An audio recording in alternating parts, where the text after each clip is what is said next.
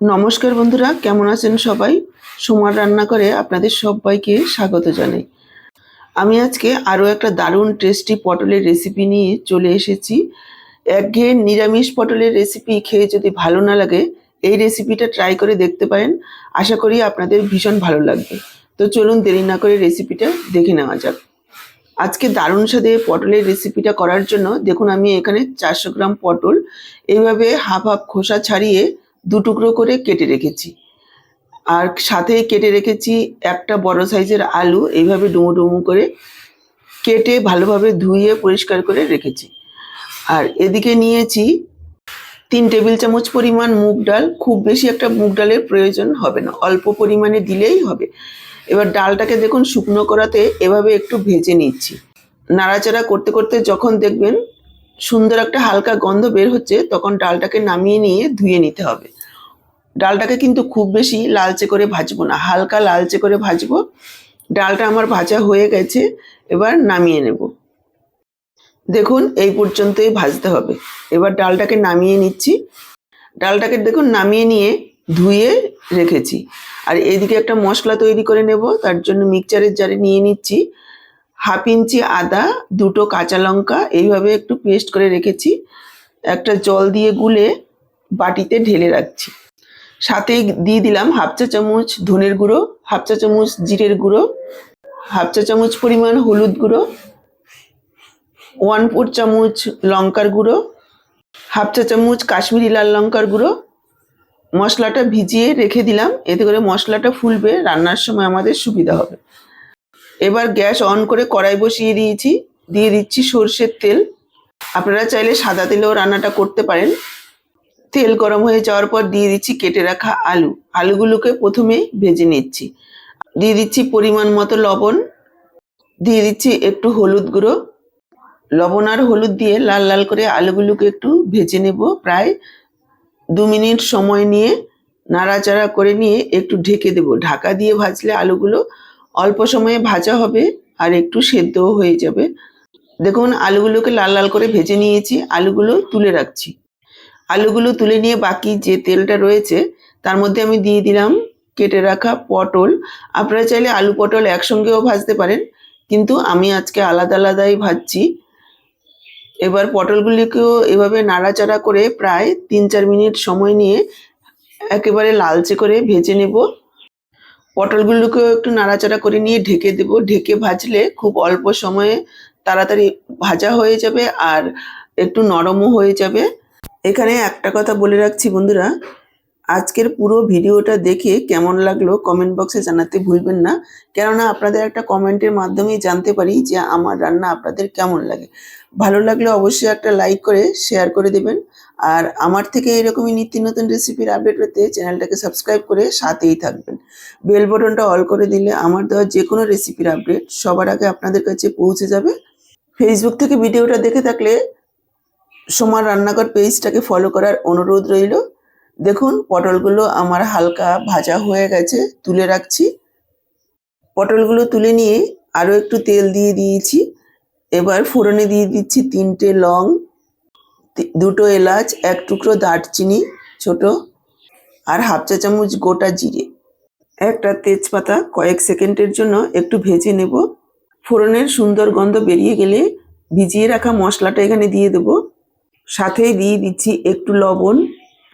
এবার পুরো মশলাটাকে প্রায় 2-3 মিনিট সময় নিয়ে কষিয়ে নেব। নাড়াচাড়া করে একটু ঢেকে দিলাম। ঢেকে ঢেকে মশলাটাকে কষালে খুব সুন্দরভাবে কষানো হবে। দেখুন ঢেকে 2 মিনিট মতো মশলাটাকে কষিয়ে নিয়েছি। দেখেই বুঝতে পারছেন মশলার তেল ছেড়ে দিয়েছে। এভাবেই মশলাটাকে কষিয়ে নিতে হবে।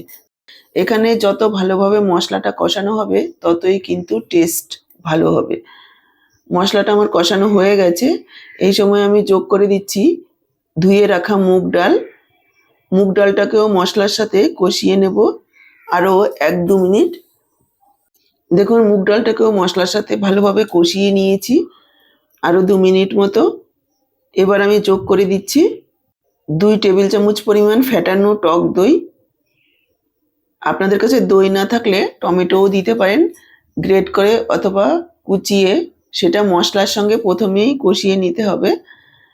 এবার দই দেওয়ার সময় গ্যাসের ফ্লেমটাকে একেবারে লোতে রাখবেন। তারপর ভালোভাবে মিশিয়ে নেওয়ার পর গ্যাসের আঁচটাকে বাড়িয়ে দিয়ে দইটাকে মশলার সাথে কষিয়ে নিতে হবে, তা না হলে দই কেটে যাবে। দই দেওয়ার কারণে যেমন স্বাদ বাড়ে, দই কেটে গেলে কিন্তু স্বাদ নষ্ট হয়। সেই বুঝে দইটাকে ভালোভাবে মিশিয়ে নিয়ে তারপর গ্যাসের আঁচটাকে বাড়িয়ে মশলাটাকে কষিয়ে নেবেন। আর কোনো রকম ঠান্ডা দই রান্নায় ব্যবহার করবেন না, তাহলে দই কেটে যাবে। ফ্রিজ থেকে মিনিমাম 1 ঘন্টা আগে বের করে দইটাকে ঠান্ডা ছাড়িয়ে নিতে হবে। দেখুন আবারও ঢেকে দিচ্ছি 1-1.5 মিনিটের জন্য, আবারও ঢাকা দিয়ে কষিয়ে নিয়েছি। এইভাবে স্টেপ বাই স্টেপ কষিয়ে ভেজে যদি রান্নাটা করা হয়, রান্নার স্বাদ দ্বিগুণ বেড়ে যায়। ডালটাও কষানো হয়ে গেছে, এবার আমি যোগ করে দিলাম ভেজে রাখা আলু আর পটল। আলু পটলগুলোকেও আরও কিছুক্ষণ একটু এভাবে নাড়াচাড়া করে নেব। তারপর এখানে যোগ করে দিচ্ছি জল। জলের পরিমাণটা এমনভাবে দিতে হবে যাতে ডাল আলু পটল সেদ্ধ হয়ে একেবারে মাখো মাখো হয়, খুব বেশি পাতলা না হয়, আবার একেবারে শুকিয়েও না যায়। এখানে আমি 2 কাপ পরিমাণ জল যোগ করে দিলাম। তবে আপনারা যদি একটু পাতলা করতে চান সেই পরিমাণ বুঝে জলটা যোগ করে দেবেন। এবার মিশিয়ে নিয়ে ঢাকা দিয়ে 7-8 মিনিট রান্না করে নেব, যাতে সব কিছু খুব সুন্দরভাবে সেদ্ধ হয়ে যায়। দেখুন ঢাকা দিয়ে 7-8 মিনিট রান্না করে নিয়েছি। ডাল পটল আলু খুব সুন্দরভাবে সেদ্ধ হয়ে গেছে। একবার ডালটা দেখিয়ে দিচ্ছি। ডালটা সেদ্ধ হয়ে একটু ফাটা ফাটা হয়েছে, অথচ গলে যায়নি। টিপ দেওয়ার সাথে সাথে একেবারেই গলে যাচ্ছে, এভাবেই সেদ্ধ করে নিতে হবে। আলু পটলটাও খুব সুন্দর সেদ্ধ হয়েছে। এখানে আমি যোগ করে দিচ্ছি পনির। 100 গ্রাম পরিমাণ পনির এভাবে একটু গ্রেট করে দিয়ে দিচ্ছি। আপনাদের কাছে পনির না থাকলে ছানা দিলেও চলবে। আবার পনির ছানা ছাড়াও করতে পারেন, তাতেও খেতে ভীষণই ভালো হবে। পনিরটা দেওয়ার পর আরও একবার সব কিছু মিশিয়ে নেব। তারপর এখানে যোগ করে দিচ্ছি 1/2 চা চামচ চিনি। একটু মিষ্টি দিলে খেতে ভালো লাগবে। দিয়ে দিচ্ছি 1/4 চামচ গরম মশলার গুঁড়ো, 1/2 চা চামচ ঘি। আরও একবার সব কিছু মিশিয়ে নেব আর ঢেকে 2 মিনিট একটু ফুটিয়ে নেব, যাতে সব কিছু খুব সুন্দরভাবে মিশে যায়। 2 মিনিট ফুটিয়ে নেওয়ার পর গ্যাসটাকে অফ করে দিয়েছি। আবারও ঢেকে 5 মিনিট রেখে দিয়েছি, যাতে করে ঘি গরম মশলার গন্ধ সব ভালোভাবে মিশে যায়। 5 মিনিট পর দেখুন ফাইনাল লুকটা একবার দেখিয়ে দিচ্ছি, কতটা লোভনীয় হয়েছে দেখতে। এটা খেতেও ভীষণ ভালো লাগে। ভাত রুটি পরোটা লুচি যা দিয়ে খাবেন ভীষণ ভালো লাগবে। তৈরি আমাদের সম্পূর্ণ নিরামিষ মুগ ডাল দিয়ে পটলের তরকারি, নতুনভাবে নতুন স্বাদে। আলু পটলের তরকারি আপনারা অনেকভাবে খেয়েছেন, একবার এইভাবে খেয়ে দেখুন। আশা করি একবার খেলে বারবার বানাবেন। আমি এবার সার্ভ করে দিচ্ছি। তাহলে আজকে এই পর্যন্ত। আবার হাজির হয়ে যাব এরকমই নতুন কোনো রেসিপির সাথে। সবাই ভালো থাকুন, সুস্থ থাকুন। আপনাদের সবার সুস্থতা কামনা করে এখানেই শেষ করছি। আপনাদের সবাইকে অসংখ্য ধন্যবাদ।